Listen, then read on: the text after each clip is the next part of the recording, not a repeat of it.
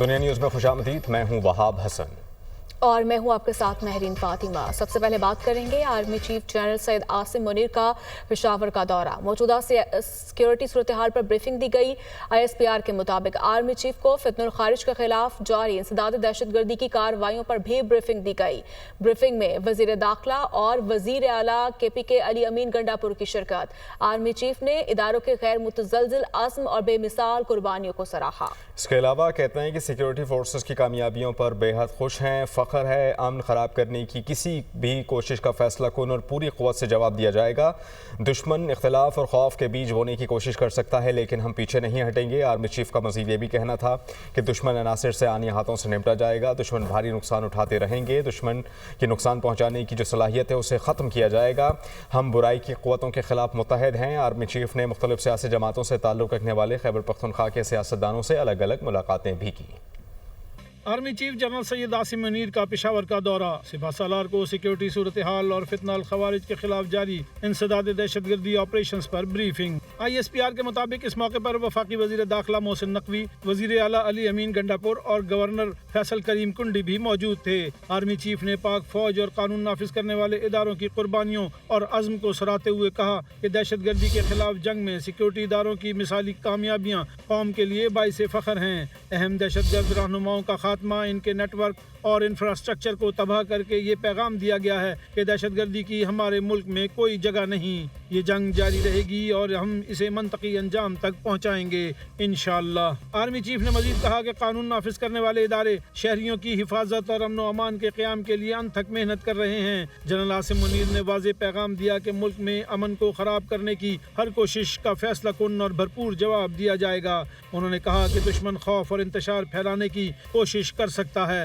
لیکن ہم پیچھے نہیں ہٹیں گے۔ دشمن عناصر کو آئینی ہاتھوں سے نمٹا جائے گا۔ آرمی چیف نے کہا کہ پاک فوج اور قانون نافذ کرنے والے ادارے ایک ناقابل شکست قوت کے طور پر متحد ہیں۔ بعد ازاں آرمی چیف نے خیبر پختونخوا کے مختلف سیاسی جماعتوں سے تعلق رکھنے والے سیاستدانوں سے الگ ملاقات کی۔ شرکاء نے دہشت گردی کے خلاف ایک متفقہ سیاسی آواز اور عوامی حمایت کی ضرورت پر زور دیا۔ سیاسی نمائندوں نے دہشت گردی کے خلاف جنگ میں مسلح افواج اور قانون نافذ کرنے والے اداروں کی غیر متزلزل حمایت کے عزم کا اظہار کیا۔ اس بات پر اتفاق کیا کہ انتہا پسند فلسفے کے خاتمے کے لیے سیاسی اختلافات سے بالاتر ہو کر اتحاد ضروری ہے۔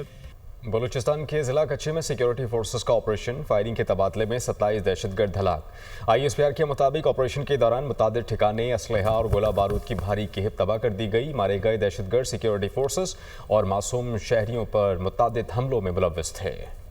ہلاک دہشت گرد قانون نافذ کرنے والے اداروں کو انتہائی مطلوب تھے۔ بلوچستان میں بدامنی کی ہر کوشش ناکام بنا دی جائے گی۔ سیکیورٹی فورسز ملک بھر میں قیام امن کے لیے پرعزم ہیں۔ بانی پیٹرائے اور بشرا بی بی کے خلاف 190 ملین پاؤنڈ ریفرنس کا فیصلہ تیسری بار مؤخر ہو گیا۔ جج ناصر جاوید رانا کا کہنا تھا کہ صبح 8:30 بجے سے عدالت میں موجود ہوں۔ بانی پیٹرائے کو 2 بار پیغام بھیجا لیکن وہ نہیں آئے، نہ ہی بشرا بی بی یا ان کے وکلا کی جانب سے کوئی پیش ہوا۔ اسلام آباد سے یہ رپورٹ۔ 190 ملین پاؤنڈ ریفرنس، ملزم آئے نہ وکلا۔ جج 11 بجے فیصلہ سنانے کا کہہ کر 10:30 بجے ہی مؤخر کر کے چلے گئے۔ فیصلہ سنانے کی نئی تاریخ 17 جنوری مقرر۔ حساب عدالت کے جج ناصر جاوید رانا نے ریفرنس کا فیصلہ اڈیالہ جیل میں سنانا تھا۔ بانی PTI کی جانب سے کہا گیا کہ جب تک ان کی فیملی یا وکلا میں سے کوئی نہیں آ جاتا تو وہ کمرہ عدالت میں نہیں آئیں گے۔ جج ناصر جاوید رانا کا کہنا تھا کہ میں 2 گھنٹے سے کمرہ عدالت میں انتظار کر رہا ہوں لیکن کوئی نہیں آیا۔ فیصلہ سنانے کے لیے ملزمان کو ایک اور موقع دیے رہا ہوں۔ 190 ملین پاؤنڈ ریفرنس پر احتساب عدالت نے فیصلہ 18 دسمبر 2024 کو محفوظ کیا تھا۔ احتساب عدالت نے فیصلہ سنانے کے لیے پہلے 23 دسمبر اور اس کے بعد 6 جنوری کی تاریخ مقرر کی تھی۔ پھر فیصلہ سنانے کے لیے تیسری تاریخ 13 جنوری کی دی گئی تھی۔ 190 ملین پاؤنڈ ریفرنس کا ٹرائل 1 سال میں مکمل ہوا اور نیب نے ٹرائل کے دوران 35 گواہان کے بیانات ریکارڈ کیے۔ ریفرنس میں گزشتہ سال 27 فروری کو فرد جرم عائد کی گئی تھی۔ حکومت اور PTI مذاکرات کے معاملے پر خواجہ آصف کی دنیا نیوز سے خصوصی گفتگو۔ کہتے ہیں کہ بانی PTI سے کسی بھی قسم کی کوئی ڈیل نہیں ہو رہی، وہ خود ایسے بیانات دے رہے ہیں۔ بانی PTI خود مذاکرات کے لیے سنجیدہ نہیں ہے۔ جج صاحب نے 190 ملین پاؤنڈ کیس کا فیصلہ بانی PTI اور وکلا کی عدم موجودگی پر مؤخر کیا۔ بانی PTI اور ان کی ٹیم نے عدالت کا بائیکاٹ کیا۔ 17 جنوری کو بانی PTI اور وکلا نہ بھی آئے تو فیصلہ سنا دیا جائے گا۔ مذاکرات کی کامیابی بانی PTI کا مقصد نہیں ہے۔ سر 15 جنوری کو مذاکرات ہیں، 17 کو کیس کا فیصلہ ہے، کیا یہ کوئی ڈیل ہے؟ بانی پی ٹی آئی کو بھی مذاکرات پہ نہیں ڈیل کوئی نہیں ہے. وہ بانی پی ٹی آئی اپیرنٹلی جو اسٹیٹمنٹ دے رہے ہیں، کبھی وہ مذاکرات کو ڈیمیج کرنے والی یا ان کو سیبوٹیج کرنے والی وہ خود کا حملہ کر دیتے ہیں مذاکرات پہ. کبھی کہتے ہیں مذاکرات ہونے چاہیے. یہ ان کا جو موڈ ہے یا ان کا جو نیت ہے وہ تو وہی جانتے ہیں.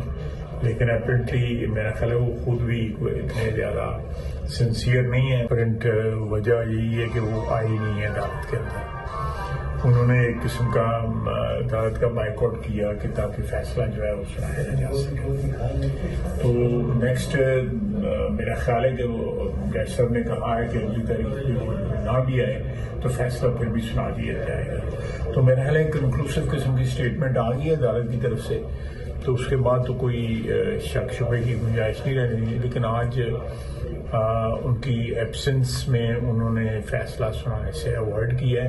اپوزیشن لیڈر عمر ایوب کہتے ہیں کہ حکومت ہر ملبہ بانی پی ٹی آئی اور بشرا بیوی پر ڈالتی ہے. کس نے بتایا تھا حکومت کو کہ کیا فیصلہ آنے والا ہے؟ رہنما تحریک انصاف اسد کیسر کہتے ہیں ہم مذاکرات میں سنجیدہ ہیں. خواجہ آصف اور دیگر لوگ مل کر پروپیگنڈا کر رہے ہیں.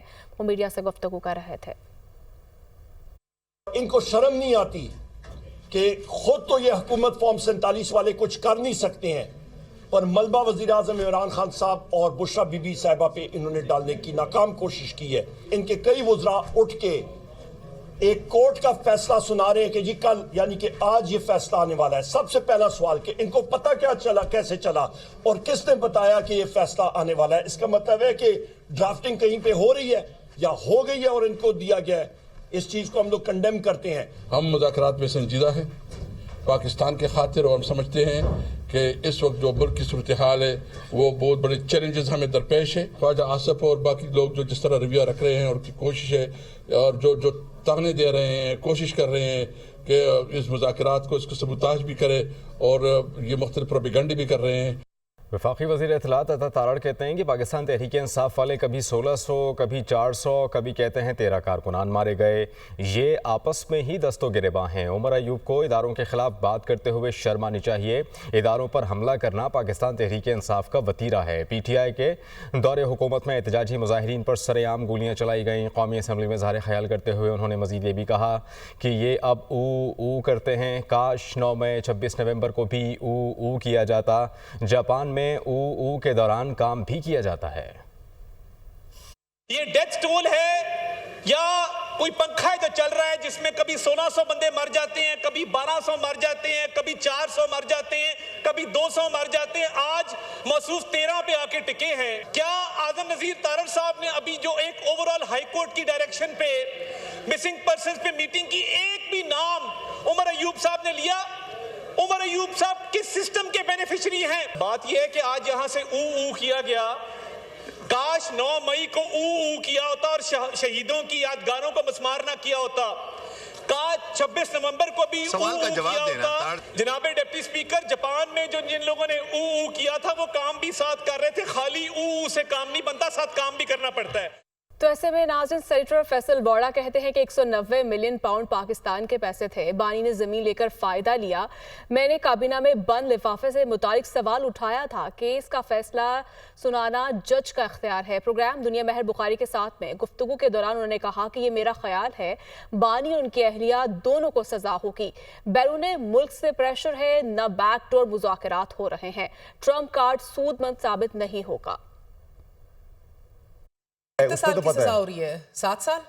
آپ 7 سال آپ ڈے نائٹ میں لا کے 14 سال کو 7 سال ہی کہتے ہیں. آپ کو پوری 14 سال کی سزا دکھ رہی ہے؟ آپ نے 7 سال کا کہا تو 7 سال. مجھے تو سر انفارمیشن ہے کہ 7 سال ہوگی اور بی بی کو چھوڑ دیا جائے گا. آپ کی میرا خیال ہے کہ دونوں کو سزا ہوگی. آپ آج کل مجھے لگ رہا ہے سارے صحافیوں سے آگے ہیں نا سر؟